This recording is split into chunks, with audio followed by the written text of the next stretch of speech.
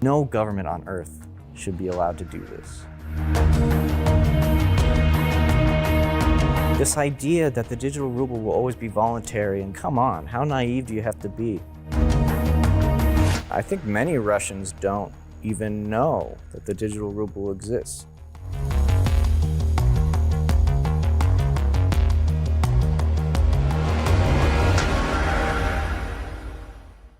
Let's go to the digital transformation. I think I started following what was going on around digital in Russia more than a year ago when I heard that Moscow was going to come up with a digital ruble. Shortly after that, Moscow introduced face-pay payments in the metro, then it started to prepare digital ID cards, and now we are at the stage where Russia has a central database for collecting biometric data. Children in some schools pay for their lunches with a palm print, and so on. How was it happen that Russia has become so progressive in this respect? Is Russia becoming another China? And who the hell is Herman Gref? So Herman Gref is a very, very interesting character. He's not ethnically Russian, he's German. His family was relocated during the Second World War from Germany to Kazakhstan. And in the 90s, he was part of this sort of, St. Petersburg gang that Putin was part of. And he came to Moscow basically with Putin and also with Nabiullina, who is the central bank chairman.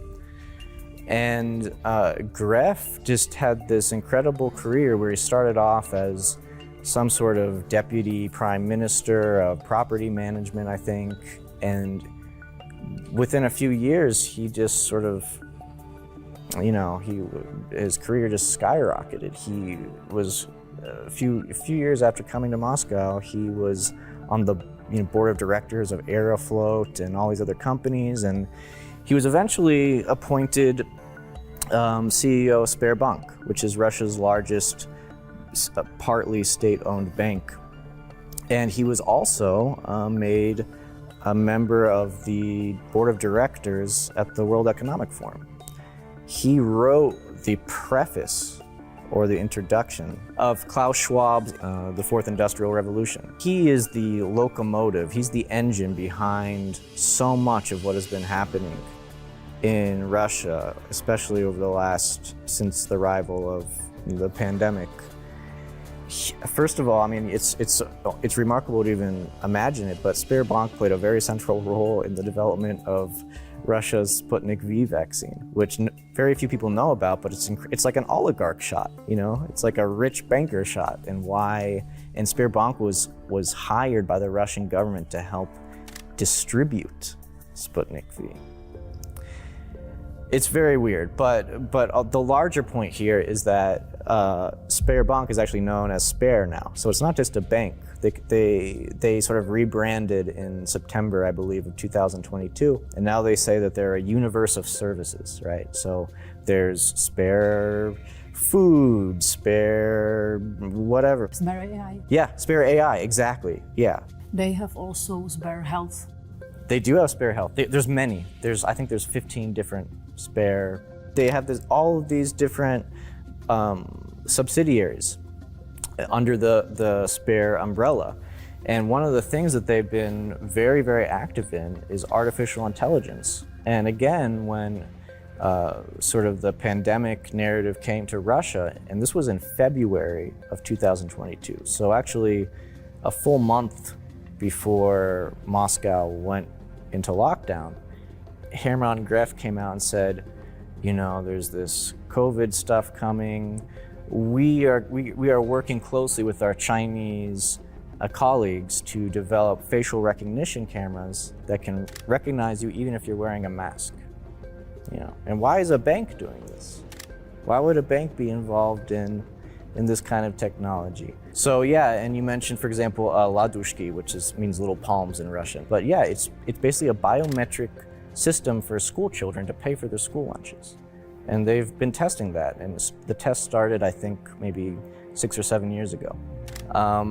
They are just on every level, like with sustainable development goals, for example. For some reason, Sberbank is involved with that, like helping regional governments and cities fulfill their UN Sustainable Development Goals. Why would Sberbank do that? Like, what does Sberbank have that gives them these special powers, right? And Gref is really at the forefront of all this stuff. And you know, I think there's this narrative that after the Ukraine, the not war started, that this was a way to shake up the Russian government and kick out the traitors, and it would be more patriotic. Gref is doing fine. He had a conference with Putin maybe in, 6 months ago, where they sat next to each other and laughed and talked about all the great plans that Gref had for the digitalization of Russia. And so, yeah, if you want to know what's happening in Russia, you should read about Herman Gref and Sberbank, and that's what's really driving a lot of the unfortunate public policy in Russia. It's privatized control mechanisms from a former or maybe current board of directors of the World Economic Forum. Okay.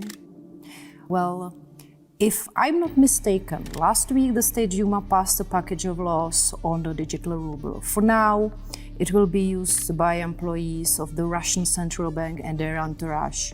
Then comes the second phase and so on. Is that correct? Yeah, so the State Duma ratified this bill that created the legal framework for the digital ruble. It should be noted, though, that the digital ruble the introduction was accelerated. It was supposed to actually be, it's about a year, they introduced it about a year earlier than they originally intended. Why they decided to do that, the Russian government claims that the digital ruble will help them bypass sanctions. And I think there's a lot of reasons why people should be, like with any CBDC, be very concerned about the digital ruble. Mm-hmm, mm-hmm. The Russian daily Izvestia wrote that within 3 to 5 years the digital ruble could be used for social payments, including pensions. Alexej Mojsejev, Deputy Minister of Finance of the Russian Federation, expressed that the digital ruble is a substitute for cash. Also, Sergei Shvetsov, first Deputy Chairman of the Bank of Russia, said in his speech at the St. Petersburg International Economic Forum that the digital ruble will eventually replace cash, but the transition period will be long. How is the Russian media and public reacting to all this news? Yeah, that's a great question. Look, honestly, from my impression, I think many Russians don't even know that the digital ruble exists.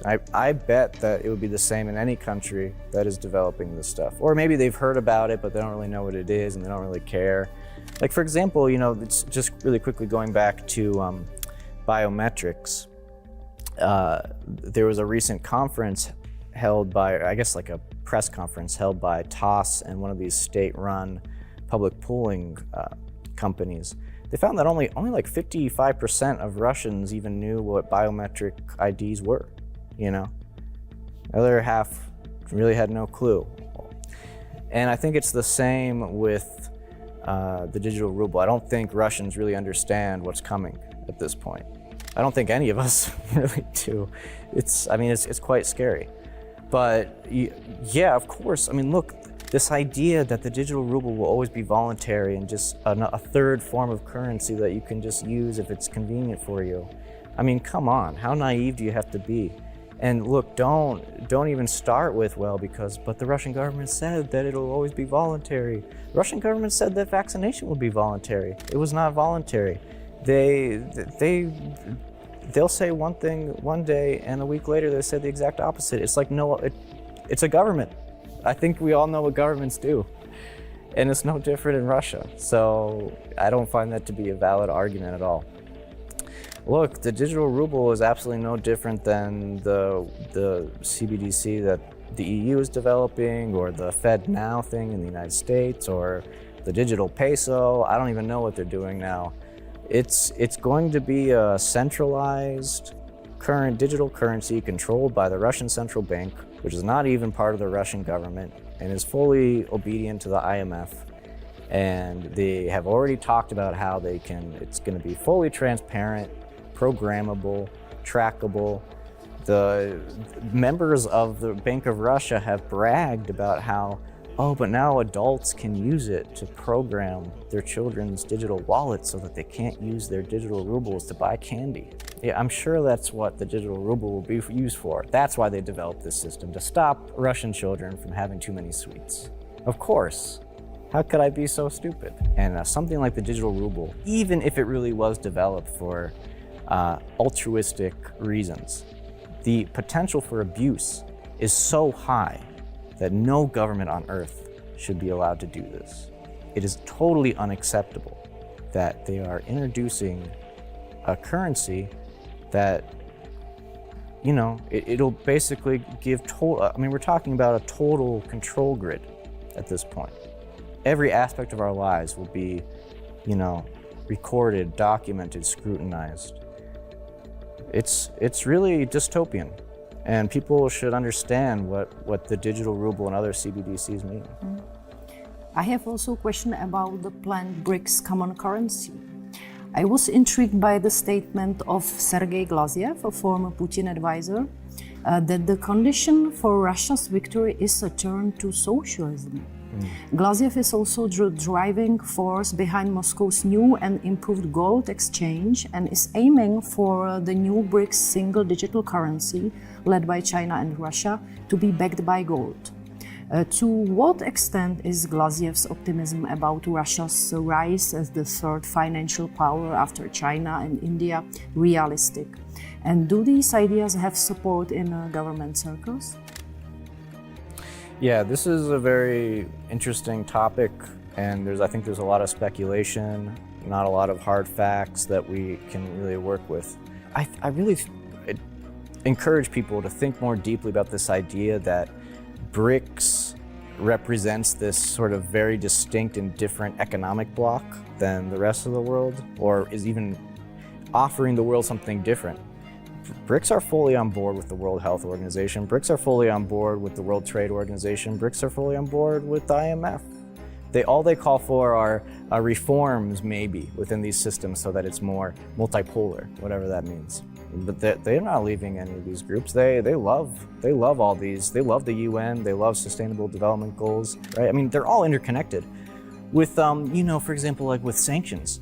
So what Russia has been doing, or was doing until very recently, is they would export their oil, crude, to India, which would then refine it and sell it to Europe or to the United States. And so this idea, I mean, and Russia pays to transport gas across Ukraine. They're paying Zelensky to transport Russian gas across the country while they're in a not war. So again, okay, let's assume that there's a gold-backed BRICS peso. What does that mean for the average person? I think nothing. I really do. I think it would probably be used as just a new way to avoid like hyperinflation from the dollar or the euro or whatever. You know, it'll be considered a stable currency that important people can do business with, and the rest of us proles, you know, with our digital rubles and Corona, you know, stopping children from eating their candy, stuff like this. Riley, thank you for talking to us. Shall we go for a beer? Dobrze.